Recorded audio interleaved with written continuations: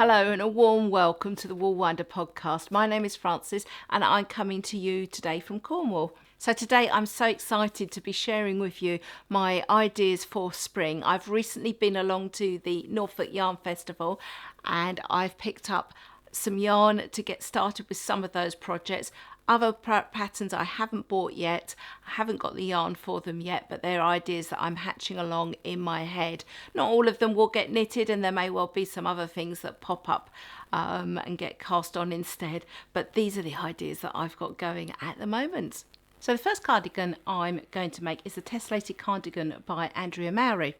And this is a cardigan using 3 yarns, a main colour, a colour changing colour and a Suri alpaca stroke kid silk mohair fuzzy yarn. Andrea Mowry uses spin cycle yarns as her colour changing yarn, but I was keen to use a British yarn. So when I was at the Norfolk Yarn Festival, I saw some yarns by a dyer called Devin, who's based in Rutland, which is England's smallest county up in the Midlands. And I bought these two lovely colours. So you've got the main colour and then you've got this colour changing one here. And then my kid silk mohair, my fuzzy yarn, is from Fox Fibres. And you can see that they look rather lovely all together like that.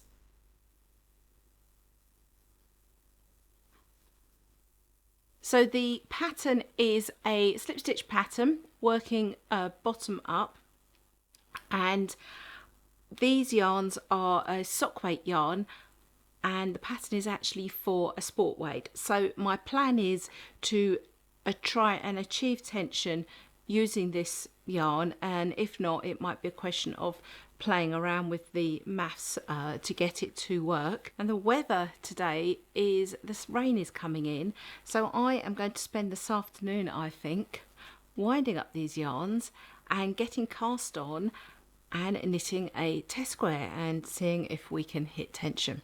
So the next pattern that I've already bought is the Pressed Flowers cardigan by Amy Christoffers from Savoury Knitting. And again, this pattern uses 2 yarns, a solid colour, and usually but not always a colour changing colour. And in the pattern, one of the examples that's given is again using spin cycle as the colour changing colours. So again, I was looking for a British yarn that I could use to replace that with, and I picked up in my local yarn shop, Stitches and Cream, this lovely colour. It's from Blue Fern Yarns and it's called Cliff Top Views. And you can see when you look at that, it's got these lovely greens and pinks going on in it.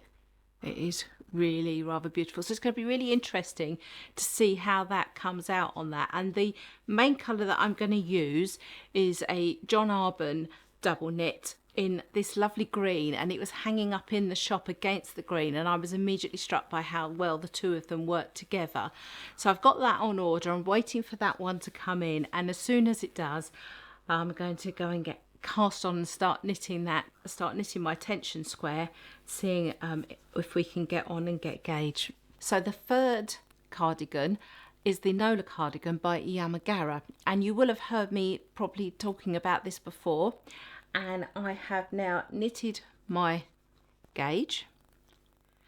This is the main colour and this is the contrast for the flowers. So the main colour is in the Fibre Company Aran, and this is Rowan Alpaca Soft held twice. And I've now found my contrast colour, and this is also Fibre Company Cumbria. I had to think about what it was called then. And this is yarn that's left over from the Fern and Feather jumper that I was making. I finished with the contrast colour for the Fern and Feather now, so this was left over. So I think this will work very well to go in the centre of the flowers on here. So I've cast on the Nola cardigan, and this is how far I've got. And then what you now do is you pick up the stitches across the back and you work down with raglan shaping to the sleeves and then split for the body. And when it comes to the sleeves, I was in a bit of a conundrum because I love those big floaty sleeves that you can do with the pattern, or the other option is to have a more straightforward sleeve, much as what I'm wearing today. But I really felt that those lovely flowers needed a bit more of a statement sleeve. So I've come across the idea that actually what I'm going to do is do a bell-bottom type sleeve, and I'm going to keep a consistent amount of stitches running down the sleeve, so no decreasing, until we get down to the wrist, and then do a rapid decrease, and then that will give that lovely shape, and I think that will really show the flowers off beautifully. And then it's going to have a cropped body, so just come in and stop at my waist. It should look beautiful with a dress and be a lovely statement, yet be relatively practical. So that is the plan. Really excited looking towards that. It's knitted on a size 5 needle, so hopefully it's going to knit up quite quickly and I'll be able to share that with you next time. So the next pattern that has caught my eye is Double Time by Libby Jonson, and this is a crew neck set-in sleeve stocking stitch cardigan with a play on colours, with these colour stripes going on. So on that one it's a colour changing stripe, and then I went and noticed a pattern by a pattern called Stria by Andrea Mowry, and hers is a V-neck raglan shaping cardigan, but hers uses different colours on a spectrum moving through. So then when I was at the Norfolk Yarn Festival, I picked up some mini skeins. So the first ones I picked up were from Fox Fibres, and actually these were in their bargain bin, and these are beautiful sort of muted, slightly muted colours. And then I was on the Blue Fern Yarns stall, and they had some lovely mini skeins as well. So I picked these up as well. So you can see if I can try and put these all together,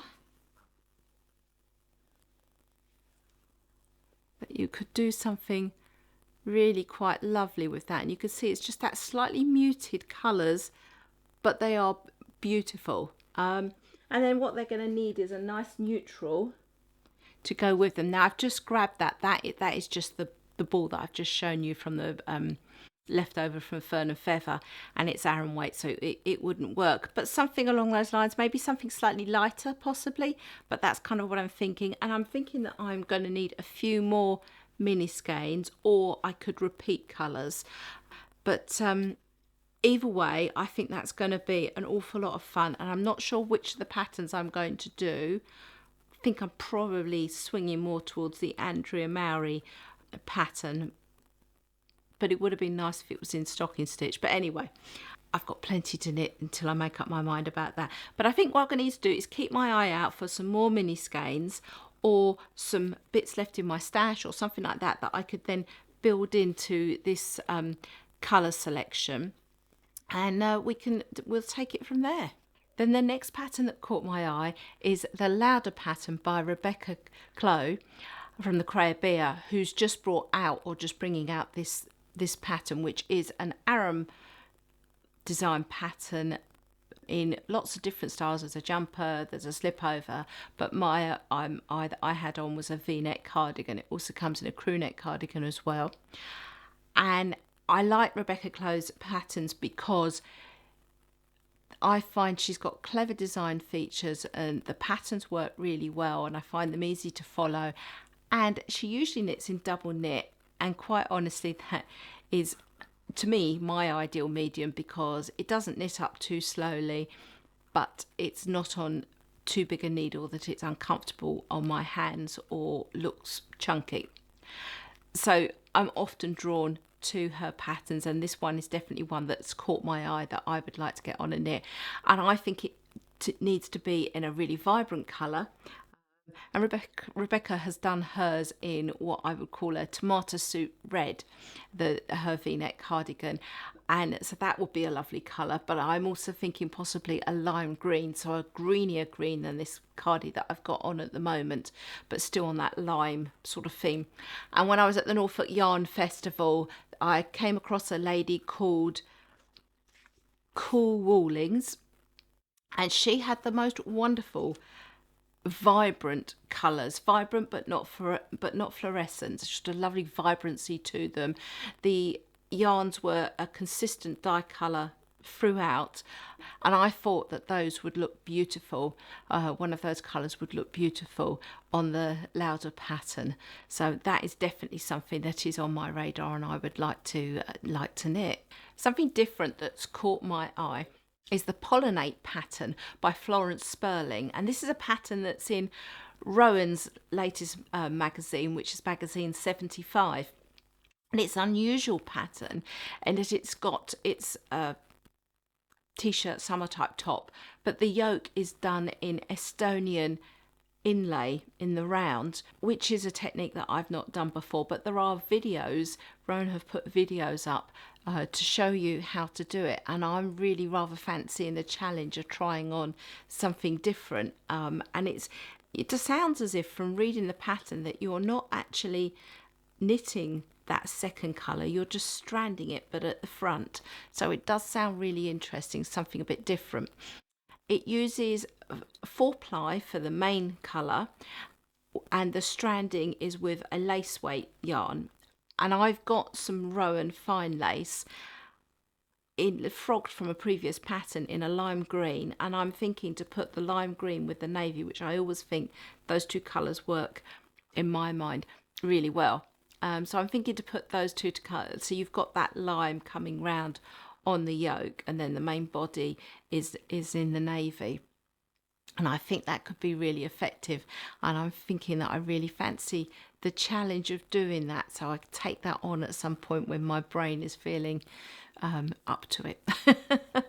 Other patterns that have caught my eye include the Springfling by the Petite Knitter. This is a beautiful yoke work sweater, and I'm thinking for myself maybe doing it the body in yellow and the flowers in white. This is knitted in a sport weight, so this time might be a good idea to actually see if I can find a sport weight yarn rather than playing around with the tension. And give me an opportunity to try a different yarn, and I think I may have seen something at Stitches and Cream, so I might start there with that one.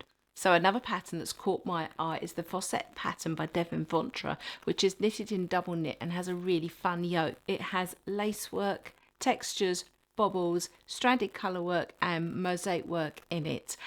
No idea what colours I'd do it in yet, but it definitely looks really interesting. And then of course you've got that lovely combination of something challenging and then some straightforward stocking stitch to do in for the remainder of the body, and then therefore that would then become my simple knit, and then I'll move on to something else for the more adventurous knit at the same time. And then there's also some simpler knits that have caught my eye, like the JU t-shirt by Maria G Knits, which is a 4-ply pattern, top down, seamless garment, but that looks interesting. And then there is the lovely Gracious by Kim Hargreaves, which is very elegant, very typical Kim Hargreaves. This would be a piece pattern, so would need seaming up, but coming from that Rowan background, seaming up is something that I've got very used to. But it's a beautiful pattern. It's knitted in double knit. I think she knits it in a combination of lace yarns and maybe with a mohair. I can't quite remember, but you know, as it's a double knit pattern, there are so many things you could knit in it, and I've got a lot of Rowan stash yarns that might be quite nice in it. It's certainly a good place to start, so that's definitely something that I would like to be doing. As well as that, I'd also like to be knitting another Tolsta tee, and I think I showed that in my last video, doing a white and blue one with the white on top and then going down into the blue. I'm very much mindful that I would like to have some straightforward things to knit as well as some more challenging things, of which I think I've listed quite a few exciting sort of challenges as well. I would also like to knit another Nachtschatten cardigan, so I knitted that last year as well, and it was a beautiful cardigan. You may remember it's like got a sort of wildflowers pattern going around it, which is knitted in stranded colour work, and it is beautiful. The one I did ended up being slightly smaller than I had wanted it to be, and it's also quite delicate. It's made of quite a silky yarn, so whilst it's beautiful and is definitely wearable, I would like something slightly bigger and in a more hard wearing yarn. And there are so many lovely colours on Ravelry. It'd be really nice to get some ideas from those. There was a sort of wine burgundy colour and cream was beautiful. There was green and navy, so more of a sort of grassy green and navy. There was so many lovely, and a green, sort of fresh green with cream, also all sorts of different ways, and sometimes the cream was the flowers and sometimes the cream was the background and the other colour would be the flowers. So there was, all sorts of different ways, combinations that you could try. So I'm going to be on the lookout. Again, that's a 4-ply yarn, so it is quite an intense knit, so I'm going to be on the lookout for a yarn that I can do that with. But one step at a time. I certainly think the yarns that I've got here at the moment that I've shown you today is a good start forward. So there's an awful lot of ideas there, and in reality I'm aware that I possibly won't get them all knitted. That's how it is, and as I say, other patterns may well come into my life and I decide that there's something that I've got to knit, and I like that, just letting whatever drives me, whatever motivates me, letting that make my choices rather than dictating to myself what I've got to do. Knitting is my hobby, and so it's important that I get maximum enjoyment out of it. So I've got plenty to be getting on with. When I went along to the Norfolk Yarn Festival a few weeks back, I hadn't been expecting to go. It was a bit of a last minute decision due to some changes of plans. I went along with my list. I had made a note of how much yarn I needed for different projects, particular yarn that I wanted to get. For example, the Tessellated cardigan, I really wanted to get the yarn to be able to make that. So I got that all listed, and I went along with my list, and the aisles are set so you can just walk up and down and up and down and up and down. So I did that in a very regimented form, so I made sure that I saw every single stall. And I found that I became, and it's not the first time, but I think it's getting worse for me, really overwhelmed. It was kind of, I just don't know what I want, what I've seen, what was the best choice. It was all swimming around in my head, and it wasn't a particularly nice feeling. I felt sort of rather out of control with it all. And eventually I went back and retraced my steps a couple of times and tried to make some notes on some or some sort of mental notes on the kind of things that I wanted to make. And particularly I was concentrating at that point. I thought I'll just concentrate on the Tessellated cardigan and which yarns I've seen from which stalls. And so I went back and revisited those stalls to try and make a decision, and that's how I reached that decision as to what I was going to make with that. But after I'd done that, I then sat down with a cup of tea and I got a sandwich. It was reaching that point where I probably did need to eat, and actually my brain would work better with a bit of food and a bit to drink. And then I went back round again and was looking at other stuff. But I was still, although I felt a little bit better, I was still feeling really quite overwhelmed with it. And I was chatting to Amanda, who is Shannon from Blue Fern Yarns' mum. I was chatting to her on the Blue Fern Yarn store and saying that, I was feeling a little bit like it was just so much and making those decisions. And she suggested getting, and I did have a copy of the yarn show, where you have the little map, and actually she said she knew somebody that would write down beside the different stalls where they'd seen different things, and so they knew where to go back. I certainly think going around the first time without really buying anything and then revisiting the ones that you want to make purchases at is often a considered way of doing it, and I've done that for quite a number of years. But I find it quite interesting as to how I felt overwhelmed. And I'm talking about it now because I'm wondering, does anybody else feel like this? Is this just me? Has anybody found any other tips? I'm certainly going to take Amanda's tip next time and write that down. And I think that will help. I'm not sure it's going to cure me. And I'm just wondering how other people deal with it and whether they find they feel it. Would I be better being there for 2 days, or would that just become too much? Yeah, there's a lot of questions going on in my head there. It wasn't massively busy. I can remember going to the knitting and stitching show up in London at Ali Pali before COVID times, and it would be heaving, and I would often get there early and know to get round as quickly as I could and cover as many stores as I could, and then go back in the afternoon after lunch knowing what I was going to go and buy. But back then I seemed to be able to recall it much better. Maybe there were less yarn stalls. I don't know. I'm not sure. But I tell you, it would have been very busy there. It wasn't so busy at the Norfolk. Yes, there were lots of people there.